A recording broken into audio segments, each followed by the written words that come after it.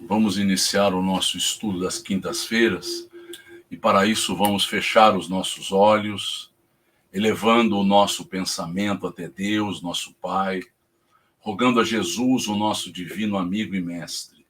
Senhor Jesus, que as tuas bênçãos possam se fazer nesse estudo abençoado que nos possibilita conhecermos aquilo que a espiritualidade, através da mediunidade de Chico Xavier, nos possibilitou, que compreendamos, Senhor Jesus, de alguma forma, dentro das nossas limitações, isso que nos foi trazido.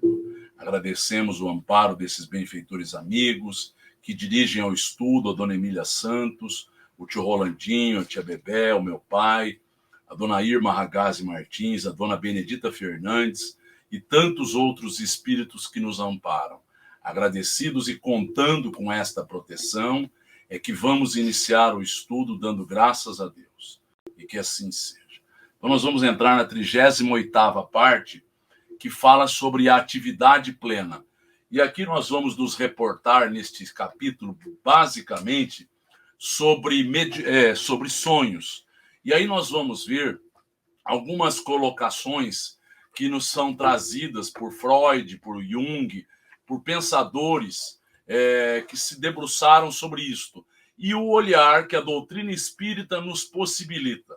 Então, é importante que nós compreendamos, nós já vimos no capítulo 37º, alguma coisa, sonhos comuns, relacionados a problemas afetivos, relacionados a problemas fisiológicos, e nós vamos dar sequência, mostrando a beleza dos sonhos, a possibilidade de nós conhecermos um pouco mais da nossa alma. Então vamos começar.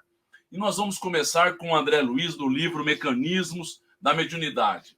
Olha o que ele nos relata a respeito daquele sonho comum. A treta ligada ao narcisismo, tão logo demande o sono, quase sempre se detém justaposta ao veículo físico. Então, a pessoa que está presa a si mesma, ou seja, ao narcisismo, à vida egoística, quando ele quando ele dorme, o que ele fica? Ele fica justaposto, preso ao veículo físico, ensimesmada a alma, usando os recursos da visão profunda, localizada nos fulcros do diencéfalo. Então eu trouxe aqui, em verde, o diencéfalo, é o local da visão profunda. A criatura, então, vai sair do corpo, ainda que a poucos centímetros, e vai, a partir daí, fazer elucubrações, fazer conjecturas, como nós vamos abordar adiante. Mas é importante que a gente entenda. O ser humano, ele tem dentro de si este local em que a visão profunda se instaura, da vidência, da clarividência e também dos sonhos, onde ele pode vislumbrar imagens, memórias que estão retidas no seu íntimo. E elas vêm à tona, ou podem vir à tona, no caso específico, uma mente muito primitiva, ela está feita apenas e tão somente a aspectos materiais, aspectos, ainda que afetivos, mas da vida cotidiana. E plenamente desacolchotada do corpo carnal, então ela está fora do corpo carnal, por temporário desnervamento. Então a pessoa está fora, ocorre um desnervamento, por quê? Porque a partir de o corpo espiritual não está tão próximo, ainda que ele esteja ligado, ainda que esteja a centímetros, esse desnervamento é porque a partir daí ele vai verificar a vida no corpo espiritual, vai visualizar a vida através do corpo espiritual. Os sentidos físicos estão adormecidos.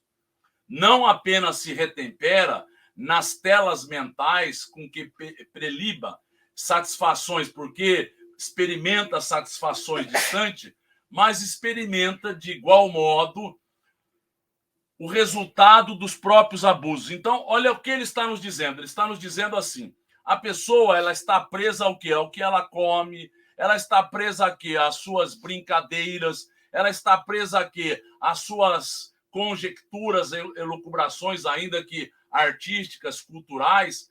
Ela está agora buscando uma satisfação.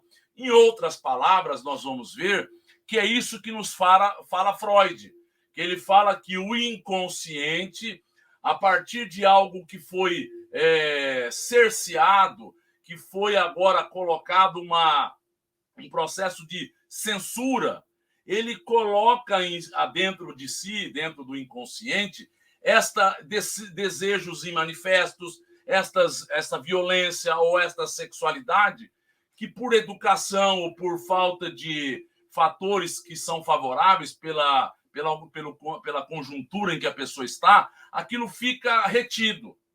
Em certos instantes, ele faz com que aquilo venha à tona. E Freud nos fala que vem à tona a partir de um simbolismo que eu vou mostrar adiante. Então, a pessoa está buscando o quê? Uma válvula de escape, para que aquela satisfação possa ser experimentada de algum modo. E o resultado dos próprios abusos seja sentido, suportando o desconforto das vísceras injuriadas por ele mesmo ou a inquietude dos órgãos que desrespeita, quando não padece a presença de remorsos constrangedores, a face dos atos reprováveis que pratica, porquanto ninguém se livra no pensamento dos reflexos de si mesmo. Então, existe uma censura que nos falava Freud, existe. Nós temos a nossa consciência, que ele chama de superego. Tá bom, nós temos essa consciência. Essa consciência está em nosso benefício. Ela nos reprova, ela nos abona, ela faz com que sintamos isto ou aquilo, somatizando problemas, porque a nossa mente não está em paz.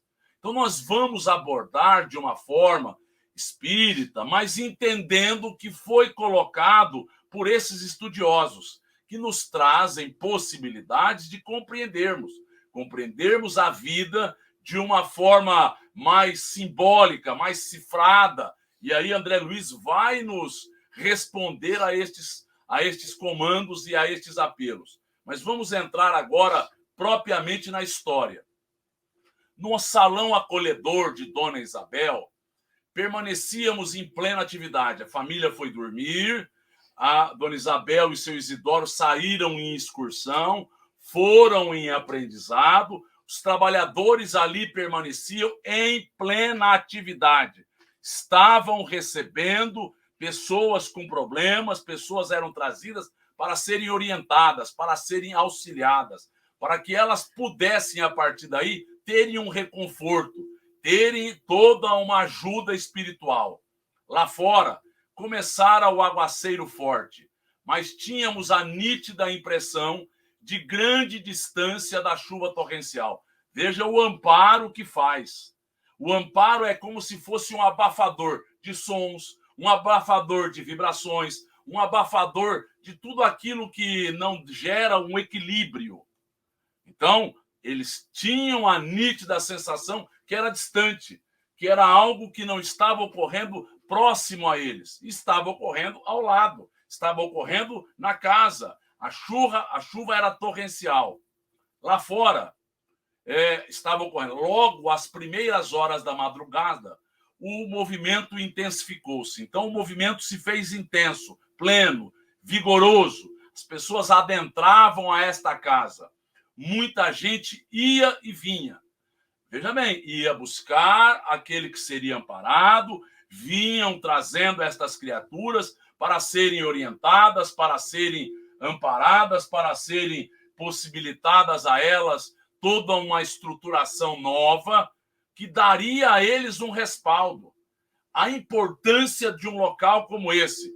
Então, o que nós temos que entender? Primeiramente, o espírito não fica nunca inativo. Ainda que o corpo espiritual necessite de um descanso, ainda que o corpo físico, no caso específico, no mundo material, precise, porque é um corpo denso, mas são levadas estas criaturas em corpo espiritual e em espírito para receberem todo um amparo, toda uma proteção. Vamos ouvir perguntas. Num local como esse, né? Igual existe o jovem que não está adequado à família. Pensando num caso hipotético, que se fosse um jovem mais velho, um adulto já que esteja totalmente os conformes dessa família, deste local. Ele, no sonho, pensando ou atraindo ideais nocivos, poderia atrapalhar essa reunião? Não poderia, porque ele seria isolado. Ele seria isolado espiritualmente. Eles dariam agora determinadas medicações para que ele ficasse um pouco atordoado e não prejudicasse aquilo que era visto, vivido plenamente no âmbito espiritual. Então, o amparo existe com este intuito de isolar, inclusive, estas pessoas, e se for o caso, o corpo espiritual dele, indo buscar tal ou qual pessoa, pode ser amparado para que não prejudique muito mais, para que ele não prejudique o bom andamento desta reunião. Vamos ouvir perguntas.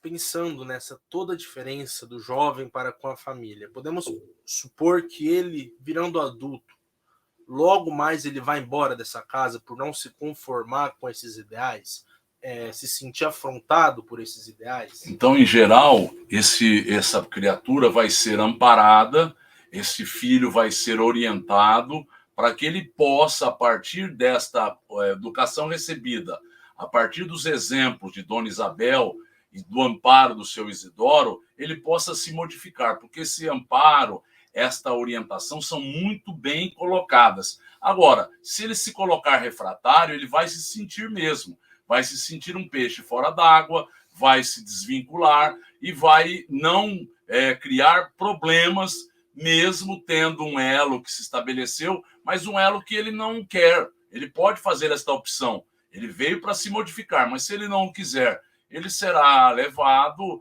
a locais outros, retirado, no caso, quando o jovem adulto, deste lar, para que ele não prejudique o andamento desta família. Numerosos irmãos, explicou o orientador, encontram-se nesse pouso de trabalho espiritual, na esfera que os encarnados chamariam sonho. Então, eles são trazidos a este local para que eles possam receberem a ajuda, receberem a proteção. Então, não é a vida espiritual. Então, olha bem como ele está nos dando. Neste pouso de trabalho que nós poderíamos chamar de sonho. Sonho é aquilo que é a vida do espírito fora do corpo.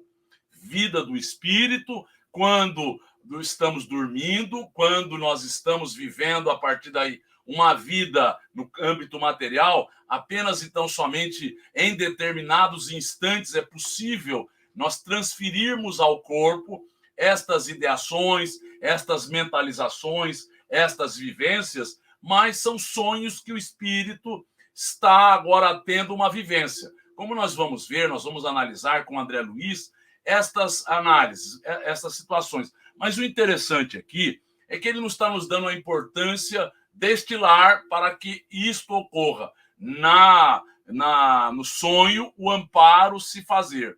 Não é fácil transmitir mensagens de teor instrutivo nessa tarefa utilizando lugares comuns, contaminados de matéria mental menos digna. Então, no local em que existe matéria mental menos digna, ou seja, na casa das pessoas, no local do trabalho, em outras visualizações, em outras realidades, isso é difícil, porque existe a contaminação mental, os pensamentos estão aí colocados em baixo teor, em baixo padrão, que interferem. Então, nestes locais, existe todo um amparo para que o teor instrutivo da mensagem se instaure.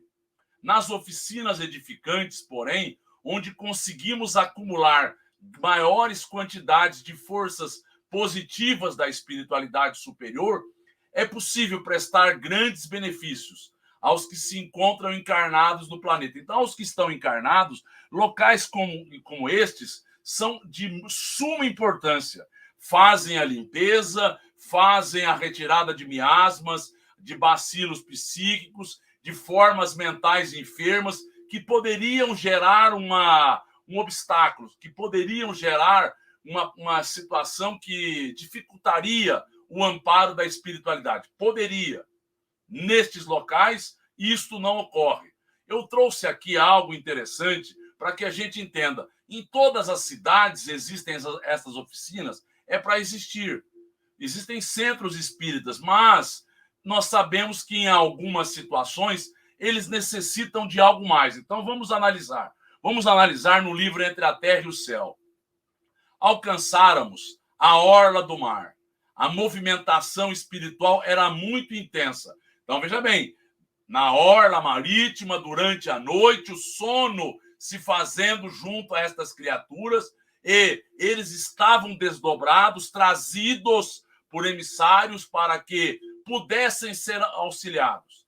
Junto ao mar, desencarnados de várias procedências, reencontravam amigos que ainda se demoravam na Terra.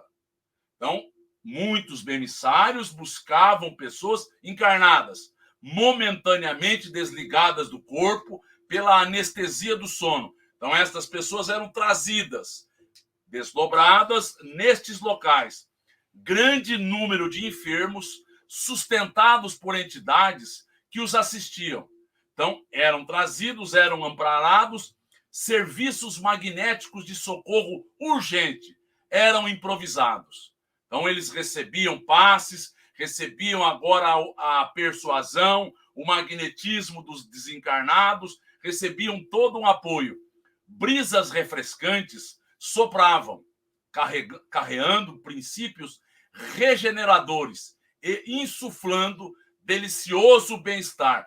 André Luiz está nos reportando que ele sentiu este bem-estar. E ele vai mostrar por que o bem-estar ocorreu. A brisa era material. Mas o que estava acontecendo? O que ele sentia?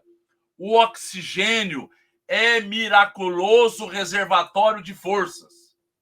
Então ele está nos relatando, a parte espiritual do oxigênio vai ser inalada, vai ser assimilada, vai agora possibilitar aos desencarnados e aqueles que estão desdobrados do corpo espiritual deles um alimento. O corpo físico precisa do oxigênio material. O corpo espiritual, o corpo perispiritual, precisa desse oxigênio. Então, eles, a partir da respiração que se faz no corpo espiritual do desencarnado, no corpo espiritual de quem está desdobrado, isso vai dar um bem-estar. Era um reservatório de forças e os doentes recebem a partir daí refazimento e repouso. O oxigênio sem mácula, casado às emanações do planeta, converte-se em precioso alimento de nossa organização espiritual, principalmente quando, direta ou indiretamente, estamos associados aos fluidos da matéria densa. Então, aqueles que estão alguns dias, aqueles que estão trabalhando no cenário material, desencarnados, aqueles que estão presos às realidades materiais e aqueles que estão encarnados, desdobrados. Isso é um miraculoso medicamento, é um miraculoso alimento para a organização. Então, ele relata o oxigênio, a parte espiritual, junto, associada às emanações do planeta, faz com que exista uma fonte alimentícia. Fonte essa que fará com que o ser não apenas se restabeleça, tenha alimento para que ele possa pensar. Lembremos-nos que o que nós falamos com André Luiz no livro Evolução em Dois Mundos. É nestes instantes que nós vamos buscar o alimento nosso para a nossa ideação, para os nossos pensamentos poderem agora se estabelecer. E eles ficarão como uma substância invisível no pigmento ocre, no corpúsculo de níquel, que estão nos neurônios, e possibilitarão este alimento aos nossos corpos espirituais. Porque lembremos, o pensamento não é físico. Então ele está nos dando que quando não tem estas oficinas, ou mesmo tendo estas oficinas, eles levam muitas vezes a este local, que sabemos que é o pulmão do mundo.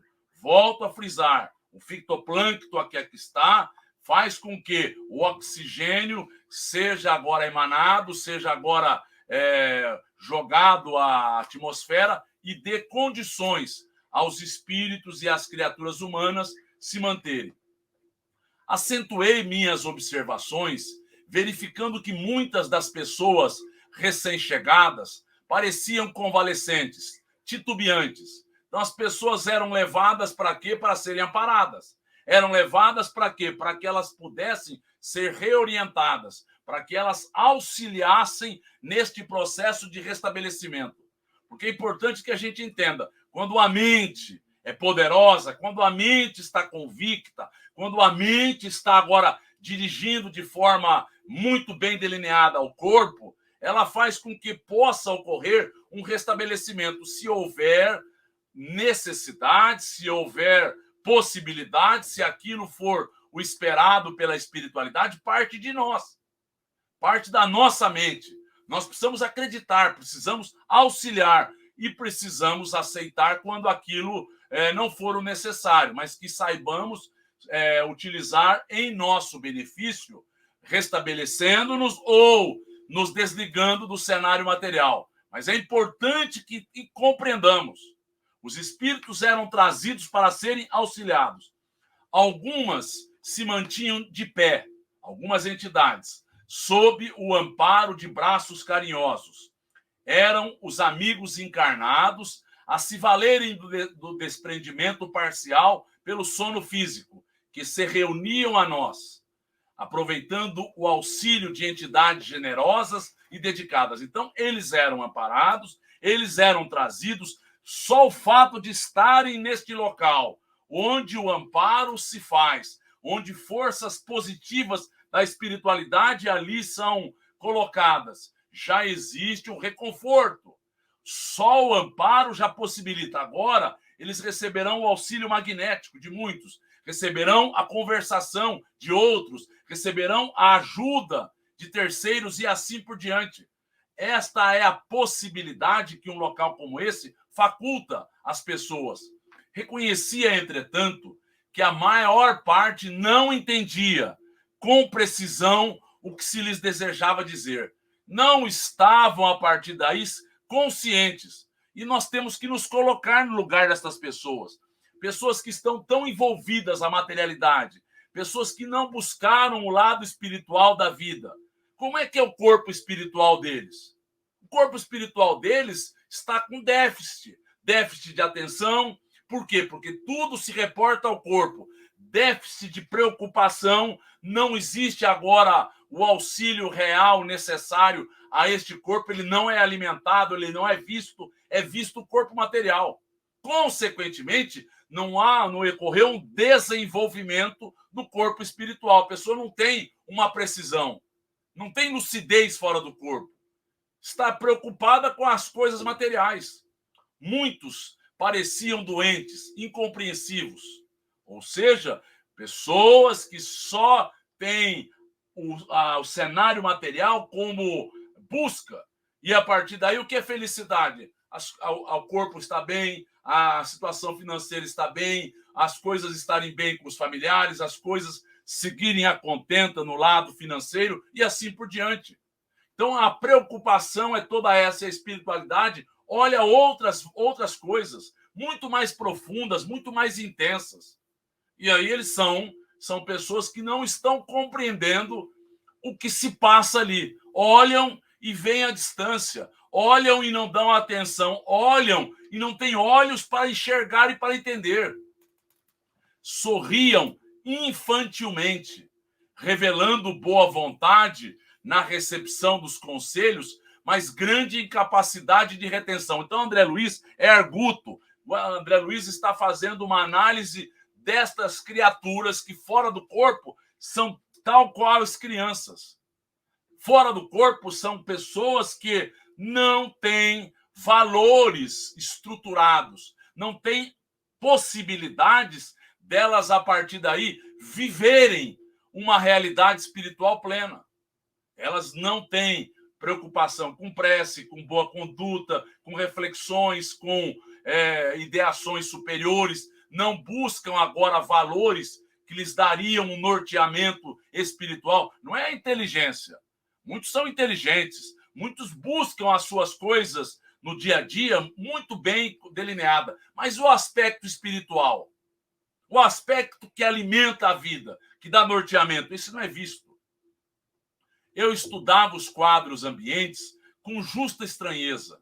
sempre cuidadoso, Aniceto veio ao encontro de nossa perplexidade. Então, Aniceto veio tentando sanar esta dúvida, tentando mostrar por que ela se instaura. Porque é isso que nós vamos entender. Por que as pessoas não se lembram do sonho? Por que as pessoas têm um sono confuso? Olha o estado espiritual delas. Olha como é que elas se encontram fora do corpo. Quais são as reais preocupações? Olha, então vamos entender como Aniceto responde.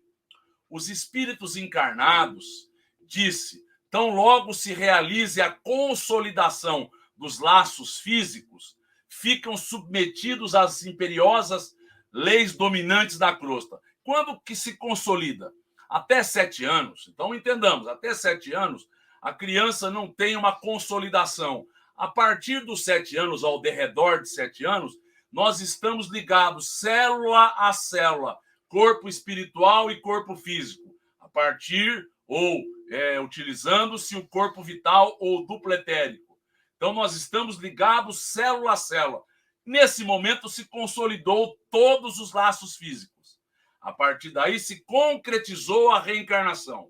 E ele está nos colocando que, em função disso aí, as crianças brincam.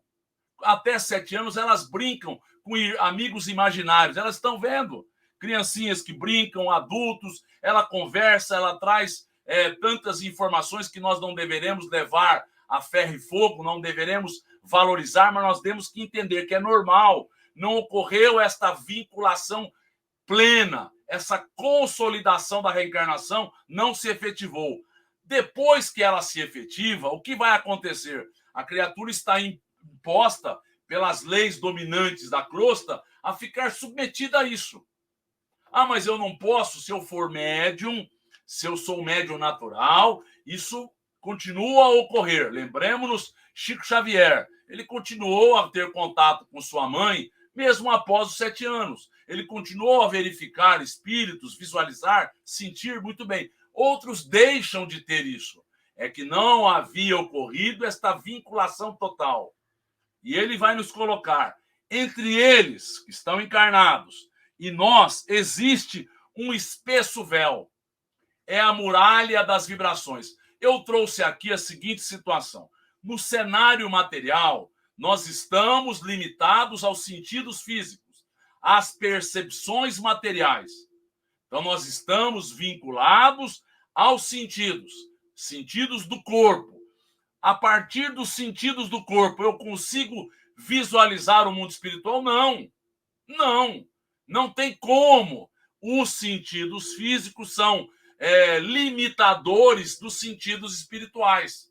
Quando ligados ao corpo físico, o espírito e o perispírito vêm a partir, ou ouvem, ou sentem a partir do corpo físico. A partir daí ocorre o quê? Um espesso véu. É uma muralha das vibrações que se instaura.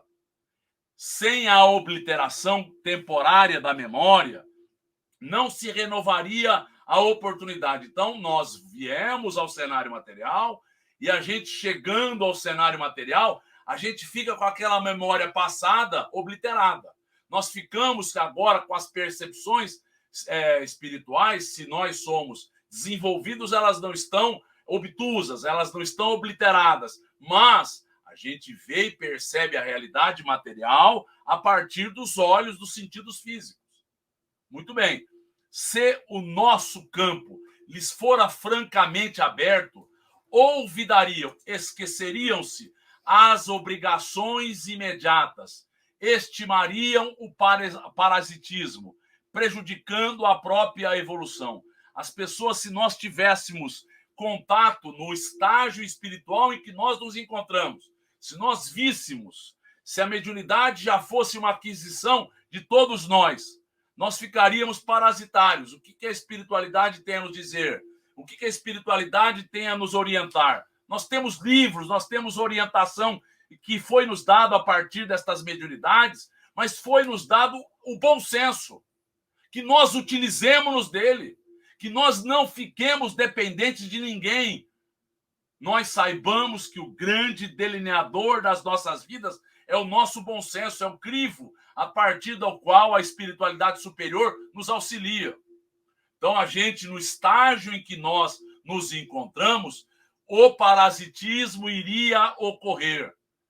Eis porque raramente estão lúcidos ao nosso lado, porque estão presos às coisas materiais pela evolução deficiente, presos à realidade material por uma necessidade imposta pelas leis da matéria.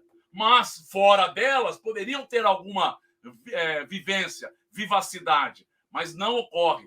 Na maioria dos casos, junto de nós, permanecem vacilantes, enfraquecidos. Olha o que eu trouxe aqui. Eu trouxe que a nossa audição tem limites, a nossa visão tem limites, mas entendamos assim, eu amplio através do telescópio. Eu vou olhar agora o firmamento, o universo, vou olhar a Via Láctea, vou olhar agora as constelações que estão aí, eu vou ver em detalhes. Eu estou vendo o cenário material. Eu não estou vendo a partir do aparelho o cenário espiritual. Se eu vou através do microscópio, ele aumenta o que é material. Ele vai agora na célula da pele. Ele vai ver detalhes, mas é a parte material. São aparelhos que ampliam o material. E mesmo assim, existe essa muralha das vibrações. Mesmo assim, eles estão situados fora deste padrão de vibrações. Então, aqui, Frederico Figner, no plano espiritual, vendo as diferenças, a leveza. Aqui nós vemos André Luiz contactando-se com duas pessoas que se desdobraram e foram até nosso lar. Ele viu que eram homens grandes. Por quê? Porque esse perispírito que está comprimido pelas vibrações da Terra, pela gravidade, a gravidade continua após. Mas imaginemos que ele vai num local leve, um local tranquilo, um local elevado.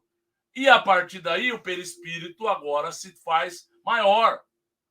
Então nós vemos que existe toda uma modificação. Toda uma modificação que é importante compreendermos. E eu trouxe aqui um fato interessante.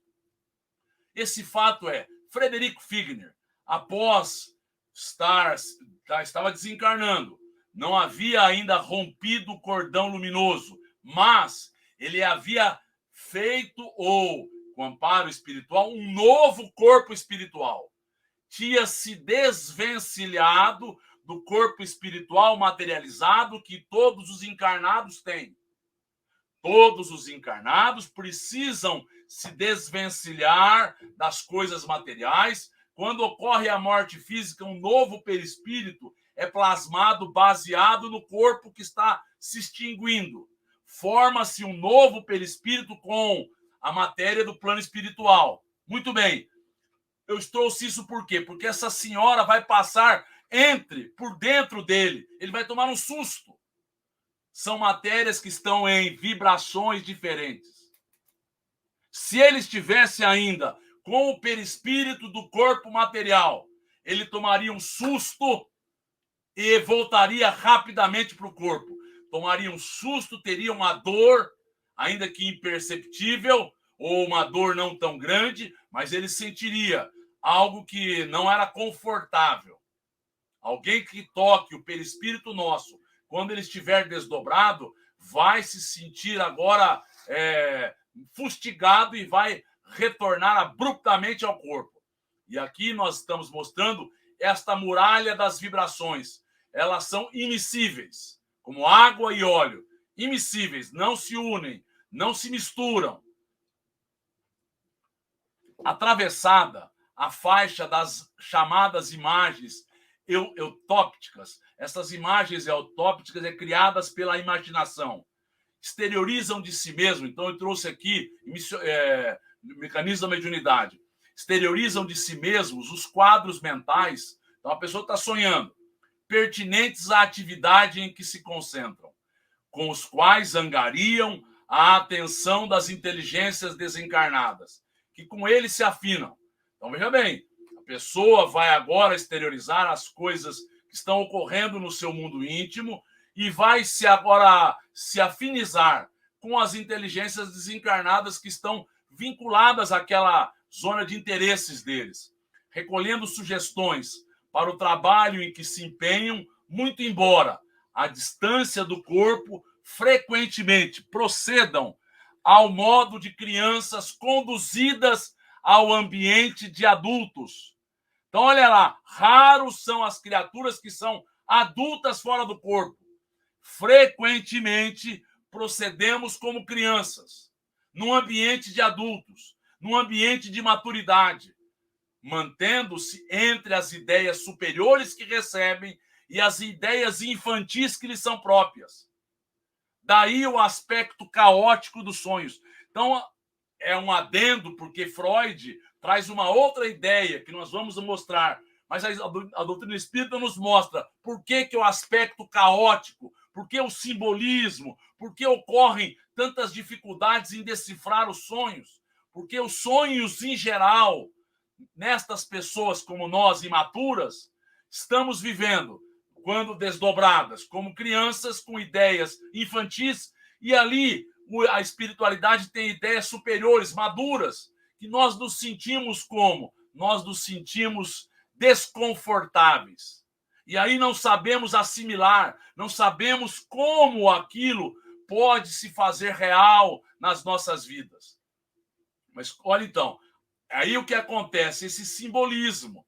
E daí o que acontece? Essa coisa que é difícil decifrar. Como nós vamos ver adiante, Freud usou da livre associação, Jung usa de outras análises, mas o importante é que nós temos uma resposta. A doutrina espírita nos mostra que é a vida da alma fora do corpo, podendo ter outras preocupações e não tem. Tem vinculada ao cenário material. E a partir daí é um aspecto caótico. Nesse estágio evolutivo, permanecem milhões de pessoas, evolução mediana da humanidade, que sintonizam com as entidades que se revelam afins com ele, no bem ou no mal. Então, é em função disso que a doutrina espírita nos dá respostas a este mundo dos sonhos, a este mundo espiritual que nós vamos mostrar outros detalhes interessantíssimos. Mas é importante que a gente entenda, a doutrina tem um esboço, um arcabouço, uma estrutura espiritual que nos dá elementos para que entendamos. Mas vamos continuar. Vejam aquela jovem senhora, encarnada em conversa com a vozinha, que trabalha conosco em nosso lar. Então, a vozinha trabalhava com eles em nosso lar. A jovem senhora estava encarnada, estava desdobrada através do sono. A anciã, de olhos brilhantes e gestos decididos, abraçava-se à neta, lânguida e palidíssima. Então, ela estava como se fosse mole, pálida, ela não estava entendendo aonde ela se encontrava. Ela não estava agora confortável neste local. Por quê? Porque ela não tinha valores, não tinha agora conquistas no âmbito espiritual. Mas a avó veio em auxílio a ela. Num local como esse, isso é possível. Nieta, exclamava a velhinha. Então a menina, a neta dela, chamava Nieta, em tom firme. Não des tamanha importância aos obstáculos. Então a avó está sendo clara. Quem valoriza os obstáculos não quer fazer o trabalho. Quem superdimensiona as dificuldades não quer crescer a partir destas dificuldades que se nos apresentam. Na vida, um problema apresentado, eu vou estudar, eu vou contactar com pessoas, eu vou agora buscar experiências para que eu supere o problema. Isso me levou a uma nova realidade, a um aprendizado. Isso em tudo na vida. Então a avó está dizendo, não dê importância aos obstáculos. Esquece os que te perseguem. A ninguém odeies. Não entre no padrão. Mas a pessoa que não tem olhar espiritual, ela entra no padrão, ela refuga, ela fica agora desanimada, ela fica agora sentida, ela fica agora não querendo desenvolver. Por quê? Porque aquilo lhe atingiu.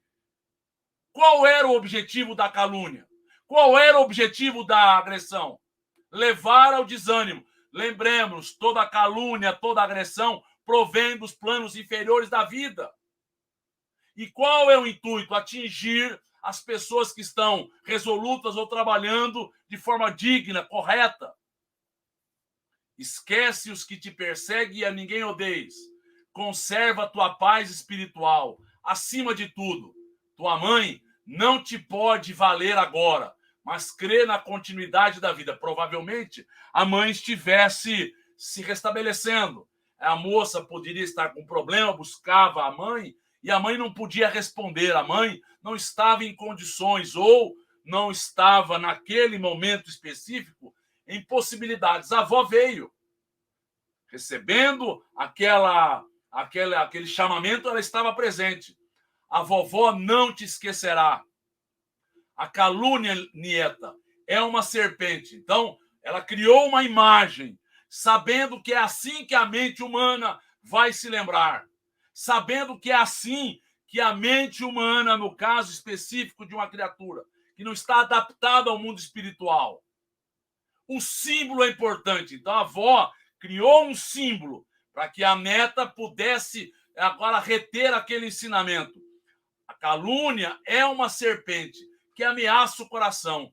Entretanto, se a encararmos fortes e tranquilas, veremos a breve tempo que a serpente não tem vida própria. É víbora de brinquedo. Então a avó está dando a imagem. É víbora de brinquedo, a quebrar-se como vidro pelo impulso das nossas mãos. Então a avó está criando uma imagem para que ela se lembre. Ela vai lembrar-se da víbora, da serpente, vai lembrar-se que ela é de vidro e se quebra. Vai fazer uma associação? Pode, a avó está facilitando, porque ela está entendendo o padrão mental, espiritual da neta. E vencido o espantalho, em lugar da serpente, teremos conosco a flor da virtude. Se nós suplantarmos, se nós nos robustecermos, se nós crescermos a partir da calúnia, nós teremos adquirido a flor da virtude, que não valoriza a agressão, a calúnia, a inferioridade, e que gera a partir daí uma resistência, que gera a partir daí um fortalecimento, adquirido a partir daí uma virtude. É isso que nós buscamos na vida. É isso que nós almejamos na vida. Crescer, nos aprimorarmos. E lembremos-nos, é a hora de testemunharmos, é a hora de mostrarmos. Então a moça está sendo vítima de uma calúnia. E a moça agora não é que só se desanimou, a moça está querendo reagir. A moça está se sentindo muito mal. E aí veio em auxílio a ela a avó. Então estes são sonhos reflexivos, sonhos que existem em encontros espirituais. Eu trouxe aqui, no livro Entre a Terra e o Céu, esta mulher aqui, Odila, agora ela obsediava esta outra, que era a segunda esposa do seu marido. E obsediava até que ela acordou para a vida, vendo que a família estava sendo prejudicada. Então, Clara, a mensageira, fez com que Odila despertasse e visse mais que o seu filhinho, a quem ela foi negligente, estava em que lugar, em que situação. O filhinho precisava de amparo. E ela começa a lembrar que ela foi egoísta, ela estava pensando nela, num ciúmes doentio. Ela estava pensando agora egoisticamente naquilo que ela pretensamente teria perdido. E, nesse instante, ela começa a acordar, ela vai ver que o filho está necessitando de amparo e o filho precisa retornar ao cenário material. E quem poderia recebê-lo? A madrasta. E a madrasta, agora que aparentemente deixou com que ele desencarnasse, iria possibilitar o reencarne dele. E aí, no dia seguinte, ela acorda muito bem, acorda disposta, ela lembrou-se de algumas coisas. Ocorreu o encontro, a ajuda, e a família toda se alegrou, a família toda estava vivendo um momento difícil, um momento problemático. Vamos ouvir perguntas. Se a pessoa, antes de dormir, ao fazer a prece, pedir encontros, pedir esclarecimentos, algo do tipo, eles podem ser facilitados e pode facilitar essas lembranças? Até pode ocorrer tudo isso, até pode ocorrer. Só que fora do corpo eles veem outras coisas. André Luiz, no livro Mecanismo da Mediunidade, ele conta uma coisa interessante. Como nós quando estamos fora do corpo, nem sempre temos, e a maioria não tem, lucidez. E não tendo lucidez, não irá passar a partir dos sonhos estas vivências. Mas isto não é perdido pelo espírito. Isto pode vir na forma de intuições, na forma de insights, na forma de uma euforia, na forma de um contentamento que foi possibilitado por este encontro que a gente não se lembra em detalhes.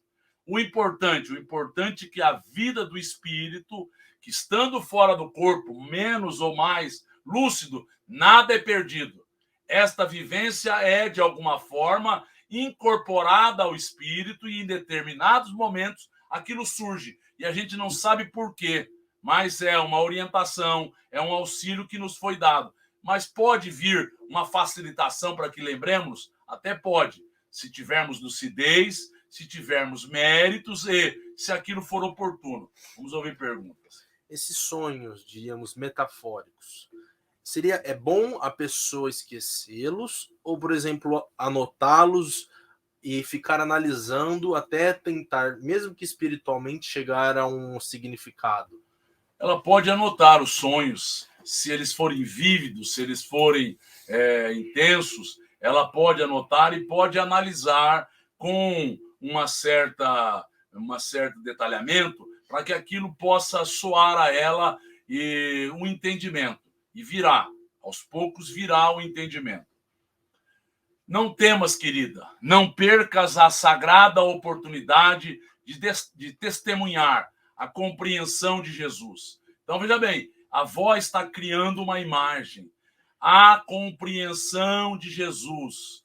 Pai, perdoa-os. Eles não sabem o que fazem.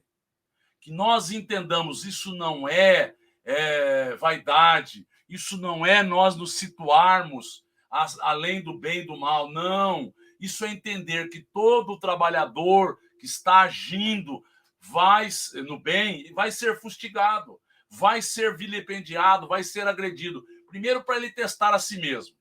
Segundo, porque são o plano inferior agindo através de terceiros para nos desanimar. Então, tudo isso é nos colocado que a gente tem essa noção. Todos aqueles que nos prestam o auxílio da calúnia, auxílio da incompreensão, da maledicência, de apontamentos, às vezes, jocosos e humilhantes, eles servem para nós como abalizadores da nossa alma. Eu estou em condições de aproveitar-me? Eu estou em condições de superar? Então, é esta a compreensão que nós temos que ter.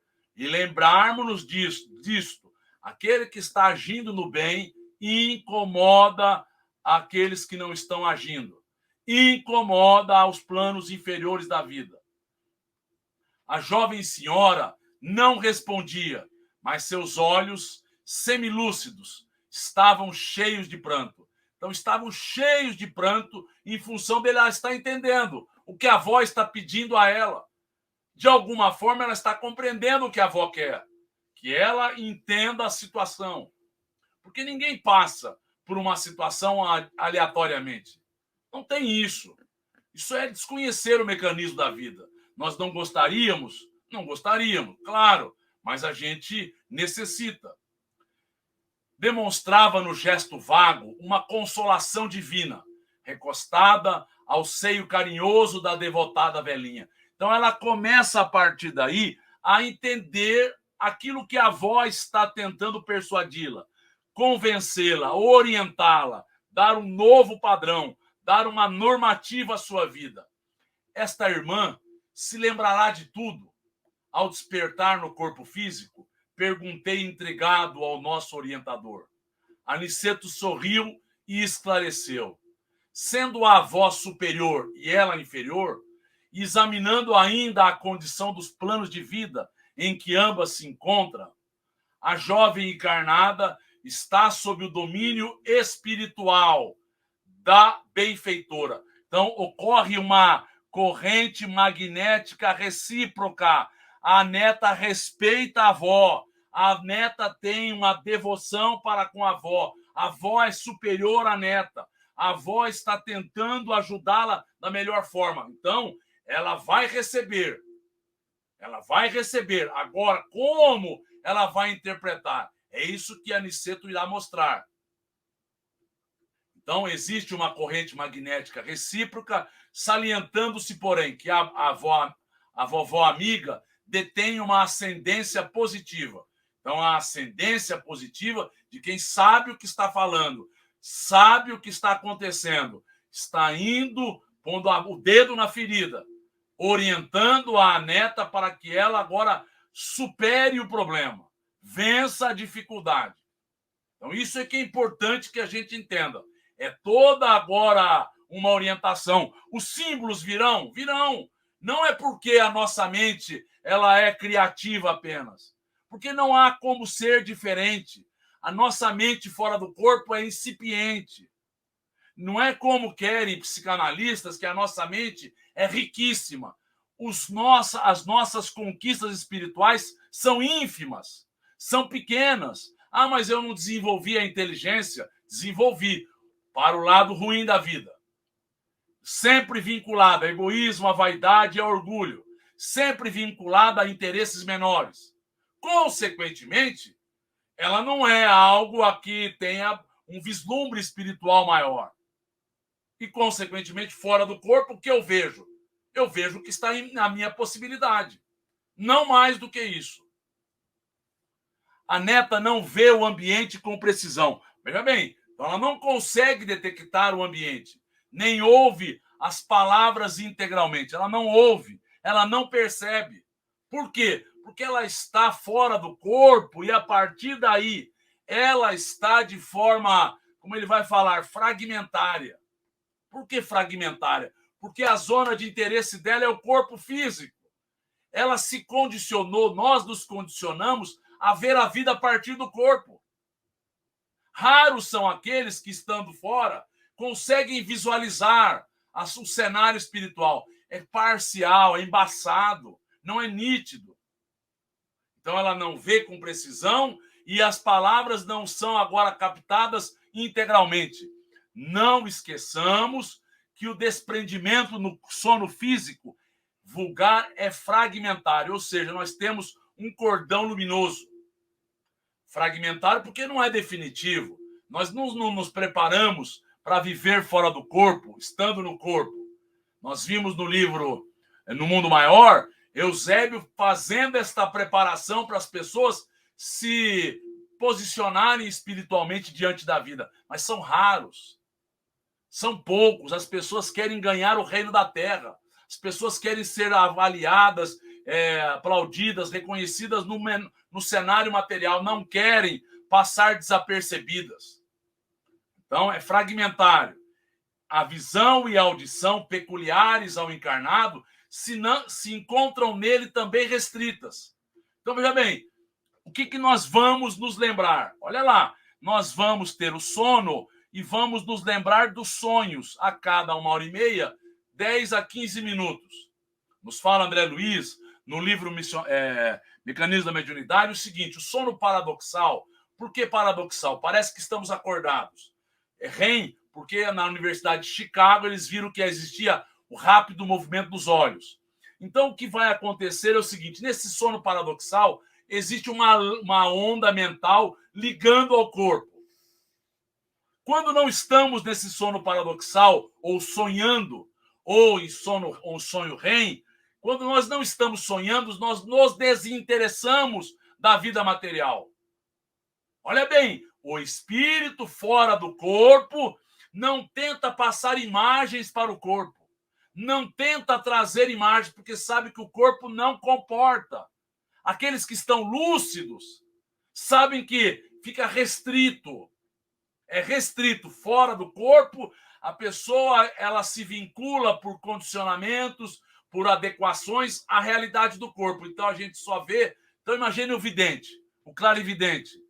Ele só vê com o olho aberto, porque condicionou-se que ele tem que olhar e ver através dos olhos físicos. E não é através dos olhos físicos, é através dos olhos do perispírito, que passa para a visão profunda no diencéfalo e ele vê como se fosse um sonho, só que ele se condicionou. Nós estamos condicionados. Aqueles que não ocorreram uma sensibilização a nível perispiritual não veem a realidade espiritual plena, intensa.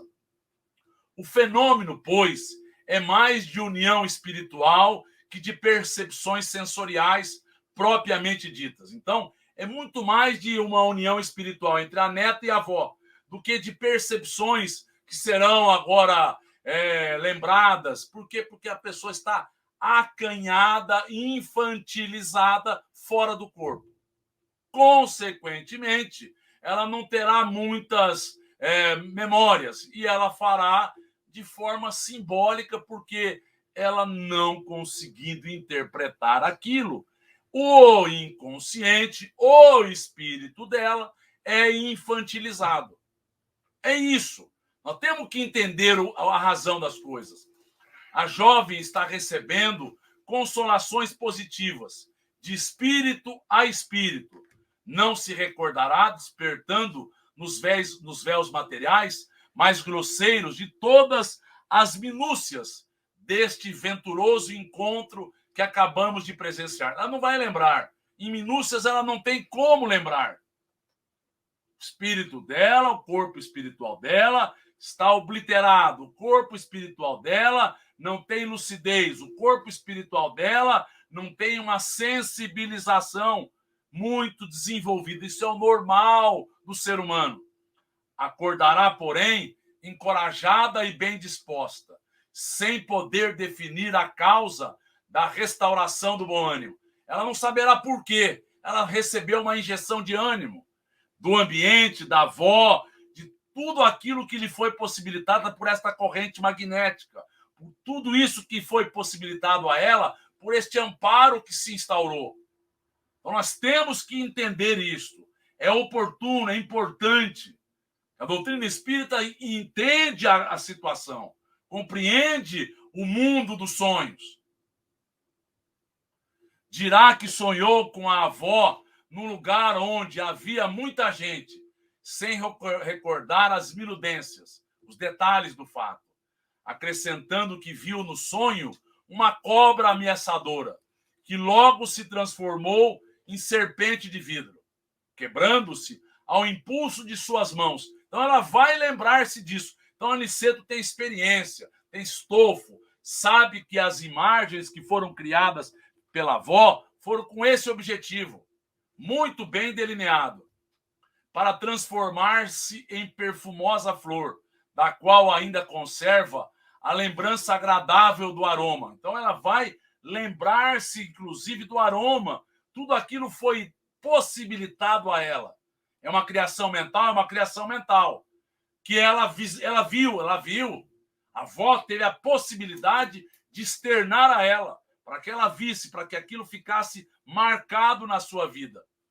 Afirmará que soberano conforto lhe invadiu a alma e, no fundo, compreenderá a mensagem consoladora que lhe foi concedida.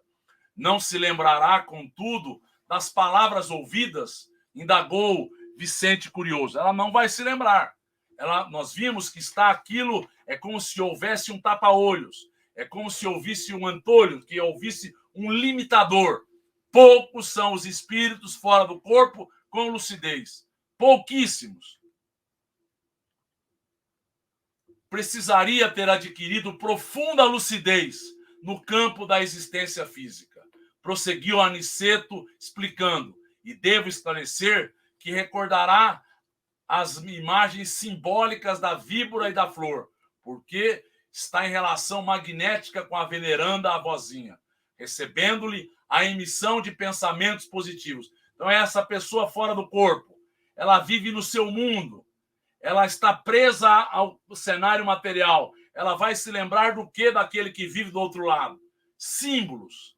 Ela vai se lembrar de forma genérica e não detalhada. A benfeitora não fala apenas, está pensando fortemente também. A neta não está ouvindo ou vendo pelo processo comum, mas está percebendo claramente a criação mental da anciã amiga e dará notícia exata dos símbolos entrevistos e arquivados na memória real e profunda. Eu trouxe isso aqui para que a gente entenda. A nossa memória, ela está se desenvolvendo. É a última coisa que vamos desenvolver. É a última coisa. Mas ela vai arquivar no espírito. Ela vai arquivar momentaneamente no corpo espiritual? Vai arquivar. Então, nós temos o corpo físico, nós temos o corpo vital ou duplo etérico, nós temos o corpo espiritual ou corpo astral ou perispírito, é o primeiro arquivo. Depois nós temos o segundo arquivo, é o corpo causal, e tudo isso está relacionado ao espírito. Então, tudo está arquivado no espírito. Tudo está arquivado no corpo espiritual. Ah, mas se eu mudar de planeta, está arquivado no corpo causal. E se eu aí me evoluir, está arquivado no espírito. Isso não irá se perder nunca. Isso é uma conquista do espírito.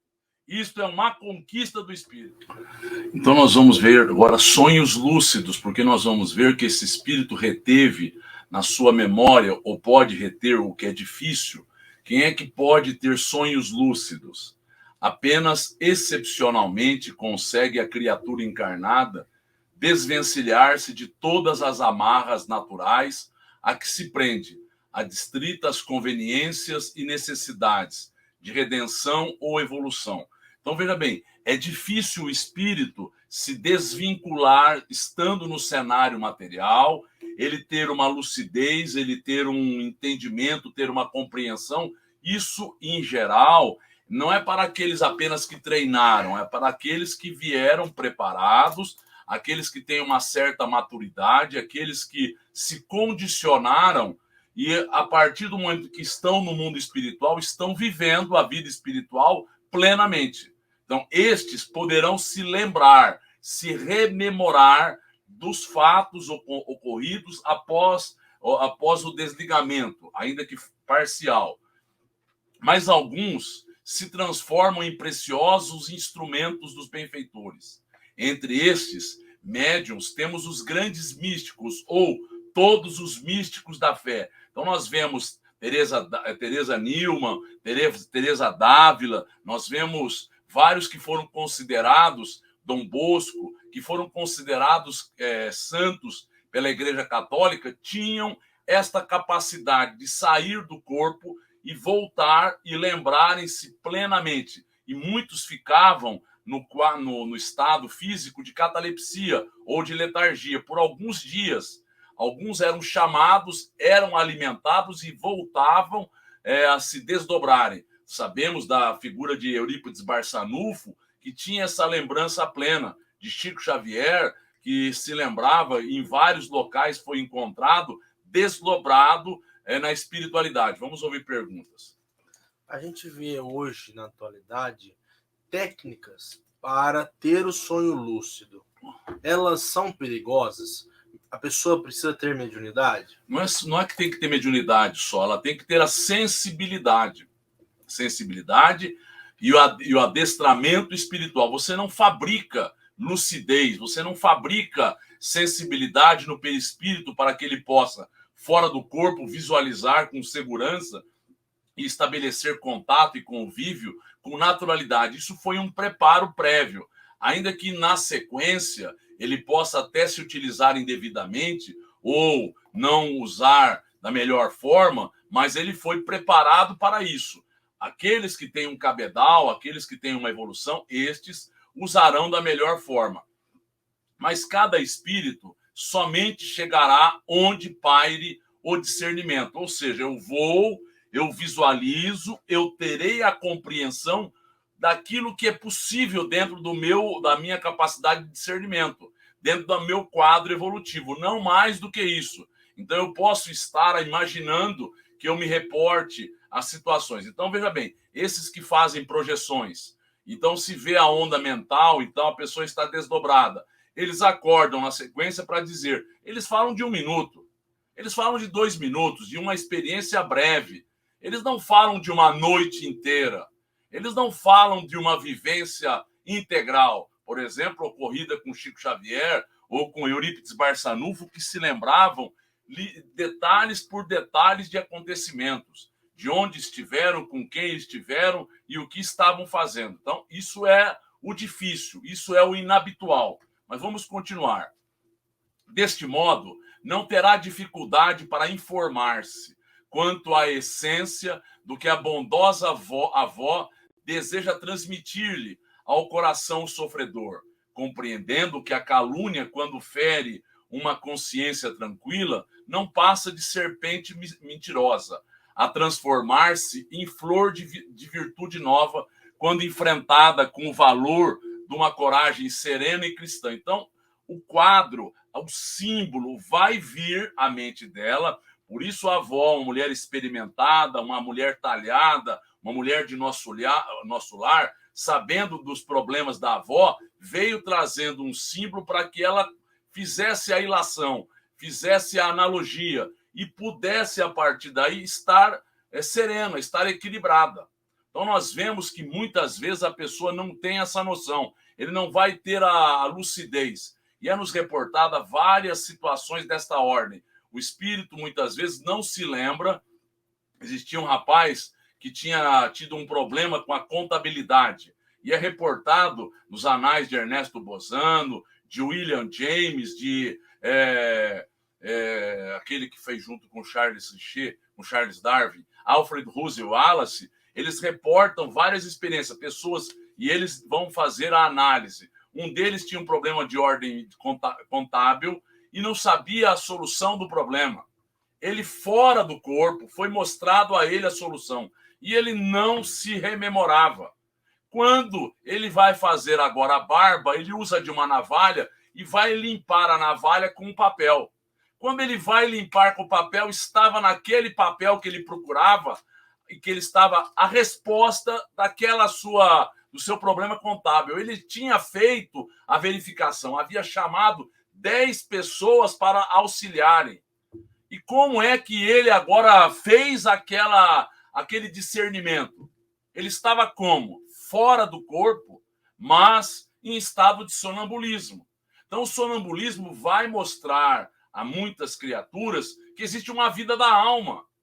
Uma vida da alma. A pessoa anda, ela está brincando, fazendo coisas relacionadas ao dia a dia, preocupada, porque isso é a vida do sonho daquela criatura. Ele está preso às injunções materiais, mas ele está vendo com os olhos do perispírito. No entanto, preso a isto. Aqui ficará o símbolo, a imagem. A lição fora profundamente significativa para mim. Começava a adquirir amplas noções do intercâmbio entre as duas esferas. Por que Aniceto levou André Luiz e Vicente? Para mostrar a estes homens que tinham um cabedal cultural, tinham conhecimento nos compêndios médicos, das experiências que haviam sido feitas no âmbito da psicanálise, da psiquiatria. E aí ele está vendo que existem coisas que são desconhecidas da psicanálise. Pensei no longo esforço dos que indagam o mundo dos sonhos. Quanta riqueza psíquica suscetível de conquista se os pesquisadores conseguissem deslocar o centro de estudo das ocorrências fisiológicas para o campo das verdades espirituais, quanta riqueza eles teriam. Eu trouxe aqui Jung, porque ele vai agora ter um problema com Freud, que eu vou mostrar adiante, mas ele vai ser agora alguém que vai verificar os sonhos de uma forma distinta. Eu vou mostrar a forma pela qual Freud entendia que era o inconsciente, e aqui Jung vai dizer que o inconsciente, só o inconsciente com as repressões, era muito pobre, teria outras coisas. Então ele mostra que existem os arquétipos. Arquétipos são aquilo que está ao longo do inconsciente coletivo, são aquelas regras de comportamento que foram passadas de geração em geração, foram passadas na forma de mitos, de lendas, que estão em todas as religiões, e aquilo então viria à tona durante o sono.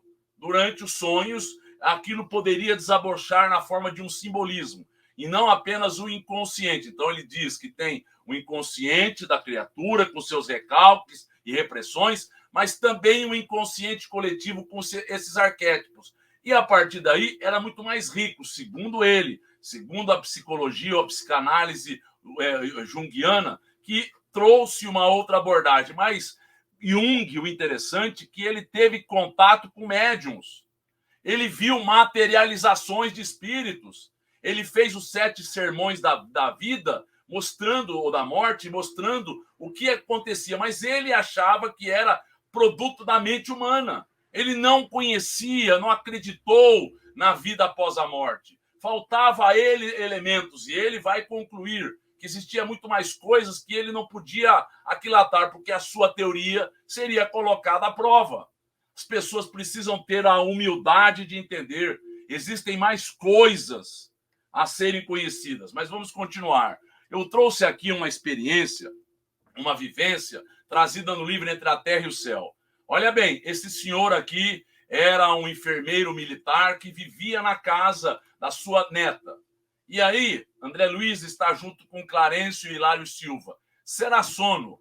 Na fase em que se encontra Leonardo, subordina-se ele a todos os fenômenos da existência vulgar. Não prescinde, ou seja, para ele é necessário o repouso para que ele se refaça. Conforme a vida da mente, assim vive o nosso corpo espiritual. Daí o aspecto escuro e pastoso com que esse corpo espiritual se apresenta. Então, por isso, ele vive neste contexto. Muito bem. Ele imaginou que ele estivesse vinculado à neta. A neta era uma mulher que morava, Antonina, naquela localidade. Ele via ela, ele via com os olhos do espírito, do corpo espiritual, sim. A partir daí, ele vê que ela se desdobra. Lola, estás aqui? Sinto-te a presença. Vimos Dona Antonina escapar do aposento. Então, ela saiu do aposento, porque ele está sendo agora envolvido em vibrações, em magnetizações, para que ele acorde, para que ele visualize uma realidade outra da vida.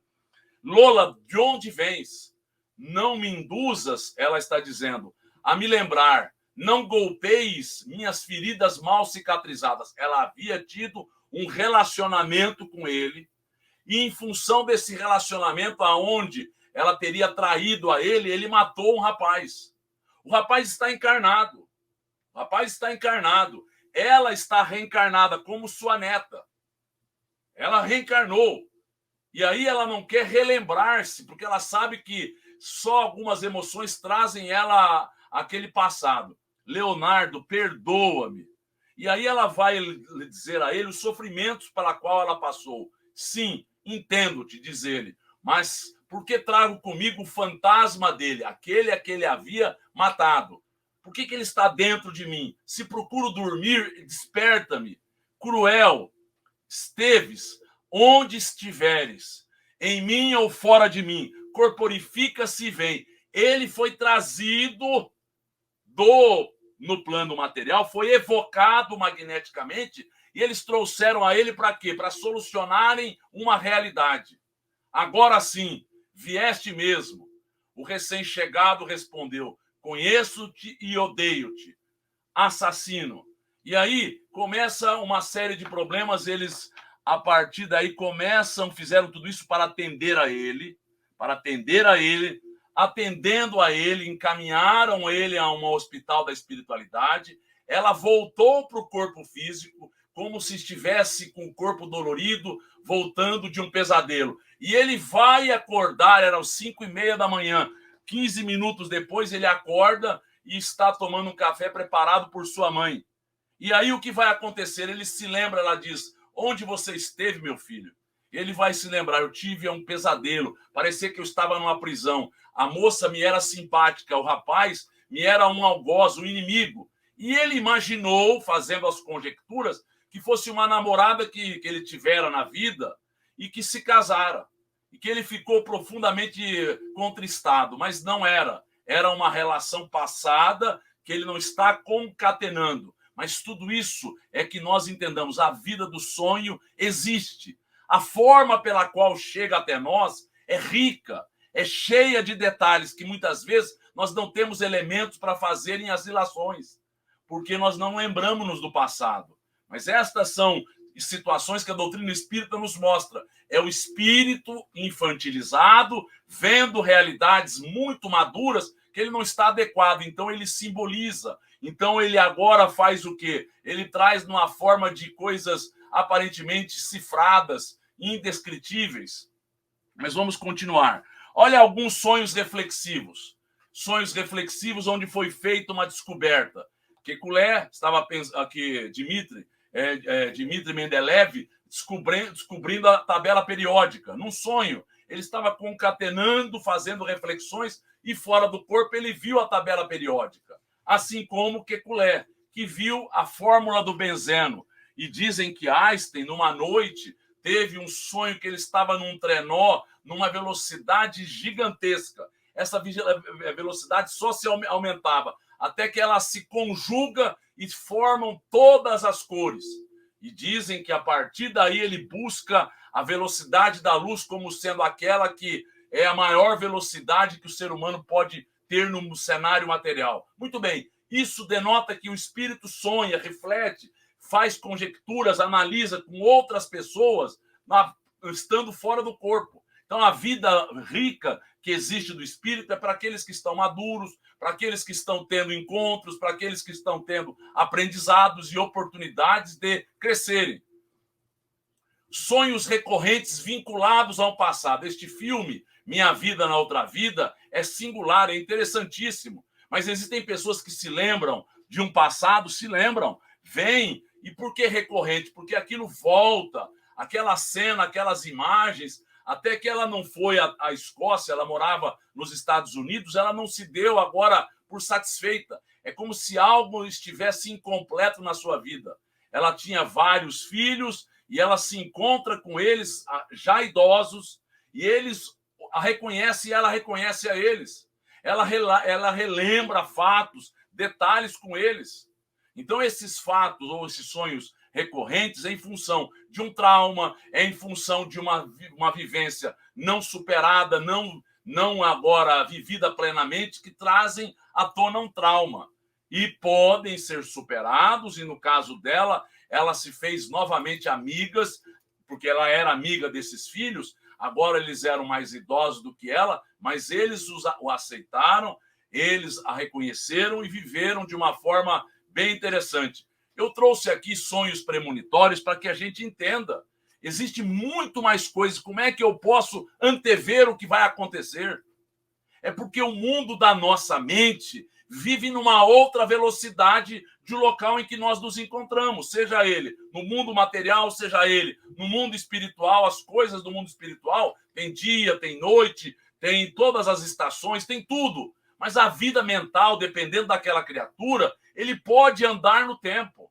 Ele pode ter uma capacidade de antever certas coisas. Eu trouxe aqui a imagem de Abraham Lincoln, que viu o seu funeral, viu as situações e perguntou a um dos guardas do sonho: quem é que está sendo velado? É o presidente. Era ele. Ele vai reportar isso aos ministros de uma reunião. E aquilo que ele vira, que ele relatou a todas as pessoas, aconteceu efetivamente. Ele foi assassinado quando estava num teatro. Então, nós vemos situações que são relatadas em várias outras circunstâncias por outras pessoas, significando que existe uma vida pujante do espírito que pode se preparar, no caso, um sonho premonitório para acontecimentos. Alguns nós conseguimos mudar, outros nós não conseguimos, mas nós nos preparamos para superá-los. Vamos ouvir perguntas. Se é possível mudar, esses sonhos nos são dados para que o livre-arbítrio atue e nós mudemos? Sim, alguns são para que possamos mudar, outros são para que nós nos preparemos para aquela prova que se aproxima. Então, existem relatos de pessoas que anteviram uma circunstância, anteviram um fato, um incêndio, mas agora eles estavam achando que o fato não estava acontecendo, deixaram de lado. Quando o fato veio a acontecer, ele estava preparado para reagir. Então, muitas situações são antevistas para modificarmos a situação. Lembrei a psicanálise, a tese freudiana, as manifestações instintivas inferiores. Percebendo-me as elucubrações, o devotado mentor dirigiu-me a palavra de maneira especial. Freud asseverou a Aniceto, foi um grande missionário da ciência. No entanto, manteve-se como qualquer espírito encarnado sob certas limitações. Fez muito, mas não tudo, na esfera da indagação psíquica. Pela pausa do nosso instrutor, percebi que ele não desejava entrar em minucioso exame da teoria famosa. Lembrando, eu lembrei para dar contexto àquilo que eu estou dizendo. Lembrei, porém, a extraordinária importância atribuída pelo grande cientista às tendências inferiores. Eu vou abordar aqui como Freud abordava, como é que ele imaginava que nós adentraríamos no inconsciente da criatura. O inconsciente, o que é o inconsciente? O inconsciente é o local dos instintos, dos desejos, dos recalques, das repressões. Então, aquilo que o consciente, por exemplo, por uma educação, por uma formação cultural, por um local em que nós vivemos, não aceita, aquilo é recalcado, aquilo é reprimido, principalmente pertinente à agressividade e à sexualidade. Então, isso fica resguardado como se fosse este iceberg. Aquilo que está abaixo é o inconsciente, aquilo que não é latente, aquilo que é aparentemente instintivo, é um desejo, mas aquilo foi, de alguma forma, censurado.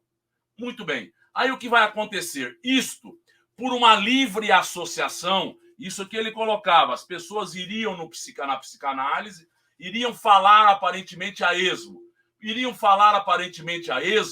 falando aparentemente a esmo, o que ele iria fazendo? Ia fazendo conjecturas, ilações, vendo o que a pessoa, detalhes do que ela colocava, porque é a narrativa da pessoa que fará com que ele possa compreender aquilo que foi sonhado. Então, entendamos, isso daqui, os recalques, as repressões, a agressividade, podem vir à tona na forma de um simbolismo. Porque se vier de uma forma latente, clara, manifesta, vai ocorrer o quê? Uma censura. E vindo na forma de um simbolismo, era como se ela viesse vestida de outra realidade, e a partir desse simbolismo nós podemos trazer os sonhos, trazendo a porta do inconsciente. Então, o sonho seria a forma pela qual nós iríamos adentrar no inconsciente. Então, primeiro vem no pré-consciente. O pré-consciente é aquilo, por exemplo, que eu não uso a todo momento. Não é aquilo que comumente eu estou utilizando, mas aquilo que, se eu fizer um esforço de memória, eu posso me utilizar. Então, chega primeiro no pré-consciente, na forma de um simbolismo, e esse simbolismo passa pela segunda censura do consciente e vem na forma de sonhos. Isso era a interpretação de Freud, que as tendências inferiores da criatura estavam reprimidas por uma educação, pelo meio em que ela vivia, pelo contexto em que ela vivia. Então, isso daqui, André Luiz compreendia. Ele não quis fazer ilações porque ele viu que Aniceto não iria agora se reportar a estes detalhes, a estes meandros. Ele está vendo que existem outras coisas, existem coisas espirituais muito mais amplas, muito mais intensas, que são desconhecidos destes homens da ciência, que desconhecem a alma, o espírito, a vida do mundo espiritual, desconhecem essa vida de relação. Então ele continua perguntando. Vamos ouvir perguntas. O inconsciente seria, então, o perispírito com as paixões dele. E o corpo que, muitas vezes, doente, reprimido, atravanca essas vontades. O inconsciente seria o espírito mesmo. O espírito que, a partir daí, tem estes problemas passados. O Jung chegou mais perto, mas não na forma de um arquétipo. É o nosso passado. O inconsciente coletivo é o nosso passado. São as nossas vivências, são muito parecidas umas com as outras, são muito parecidas. Mas tudo isso é reprimido de alguma forma para que a nossa censura, a nossa consciência possa nos ajudar. O pré-consciente seria o perispírito. Então, vem à tona para depois vir ao corpo na forma de uma manifestação, de uma verdade manifesta, uma verdade real. Então, é esta a abordagem que a psicanálise, quando tiver o olhar espiritual, poderá ver coisas muito mais ricas. Porque eles acham que existe uma riqueza no inconsciente. Existem vivências. Mas nós somos seres claudicantes, somos seres comprometidos, com problemas. Olha que interessante que ele faz a pergunta. Haverá, porém, centros de reunião para os espíritos desequilibrados no mal, como acontece aqui aos amigos interessados no bem? O generoso mentor sorriu benévolo e falou: não haja dúvidas quanto a isto. Então, à noite, nós saímos do corpo. Para onde nós vamos? Às vezes, nós não saímos de casa, mas a nossa mentalização, vemos no livro Missionários da Luz, a pessoa não saiu da casa, mas ele atraiu pessoas inferiores, e no caso envolvidas com a sexualidade, que fez com que ele não fosse a um compromisso espiritual que ele havia assumido. Então, a pessoa, mesmo não saindo, mentaliza e está preso àquelas ideações. Então, nós não tenhamos dúvida desses encontros. E nos fala o André Luiz que cada 2/3 de cada hemisfério, quando dorme, vão a planos inferiores. E olha lá, através das correntes magnéticas suscetíveis de movimentação, quando se efetua o sono dos encarnados, são mantidas obsessões inferiores, perseguições permanentes, são mantidas explorações psíquicas de baixa classe, vampirismo destruidor e tentações diversas. A pessoa não imagina que é a partir dos sonhos ou do desdobramento noturno que nós vamos nos encontrar com essas criaturas. A gente pode até não se lembrar, volta cansado, volta como se não tivesse dormido. Ah, mas se eu ficar justaposto ao corpo, eu também posso ter essa sensação de que não dormi? Posso. Mas o mal-estar, agora, como se houvesse ocorrido um pesadelo, é porque eu deixei com que tentações tomassem conta.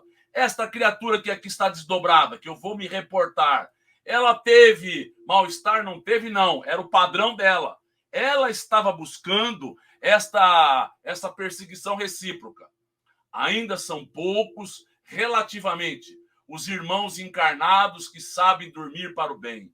E fazendo um gesto por demais expressivo, concluiu: livre-nos o Senhor de cair novamente. Então, livre-nos de nós errarmos novamente. Então, vamos ver a situação aqui. Olha que interessante que é nos relatado no livro Libertação. Olha bem, certa mulher, já desencarnada, esta aqui, dizia para a companheira ainda presa à experiência física. Ela se desdobrou, foi até lá, parcialmente liberta, nas asas do sono. É isto, nas asas, a gente se desdobra.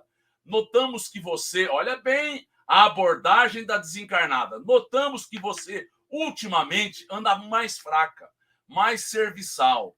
Estará desencantada quanto aos compromissos assumidos? Acontece, olha bem como é que ela vai reportar a outra. Acontece que João, marido dela, se filiou a um círculo de preces, o que de alguma sorte nos vem alterando a vida. Olha bem, o rapaz está buscando a melhoria espiritual e ela agora está abrindo o coração com este espírito inferior que está sentindo mudanças. Apesar dela ter um hábito adquirido de ir até lá, ela está mais fraca, mais serviçal, como se isso fosse premissa de inferioridade. Ao contrário, isso é premissa de superioridade. Isso é premissa de humildade. Mas, olha bem, qual é o compromisso assumido? Nós vamos ver, o compromisso assumido é que eles vão ter juntos um papel no mal. A outra deu um salto à retaguarda ao modo de um animal surpreendido e gritou: orações? Você está cega quanto ao perigo que isso significa? Quem reza cai na mansidão. É necessário espezinhá-lo, torturá-lo, feri-lo, a fim de que a revolta o mantenha em nosso círculo. Se ganhar piedade, estragar-nos-á o plano, deixando de ser instrumento. Olha bem o que ela está falando. Elas tinham um plano para atingir uma comunidade. E essa moça e o marido eram as pessoas, os instrumentos que elas iriam se utilizar. E a moça está dizendo que ela estava mudando de vida porque o marido estava buscando e ela iria junto. Não é justo aceitar regras e intrugices. Então, que a pessoa adentre na sua vida, porque esses espíritos acovardados, eles agora querem o quê? Resignação, a pretexto de fé religiosa. Não se submeta a essas regras. Então, quando nós vemos um espírito rebelde, ele é inferior. Quando nós vemos um espírito insubmisso, ele é inferior. Quando nós vemos um espírito que não aceita regras e compromissos, não tem uma disciplina mental, veio de planos inferiores, infelizmente. Então, nós temos que entender, o trabalho é que vai nos tirar desta mesmice, é que vai nos levar a uma situação mais melhor, que nós compreendamos isso aqui. Existem encontros durante a noite. Isso pode soar como um pesadelo, não soará, não, porque ela está buscando a companhia. Soará como algo que vai agora dar a motivação à sua vida. Motivação, infelizmente, que nós compreendamos o que a doutrina espírita nos dá, uma oportunidade de entendimento. Que nós compreendamos esta oportunidade e cresçamos com ela. Então, nós vamos finalizar para que voltemos na próxima reunião, agradecendo a Deus, a Jesus, a oportunidade, aos bons amigos espirituais, e em teu nome, Senhor, agradecidos e contando com a tua proteção junto a todos, é que finalizamos o nosso estudo e a nossa reunião, dando graças a Deus. E que assim seja.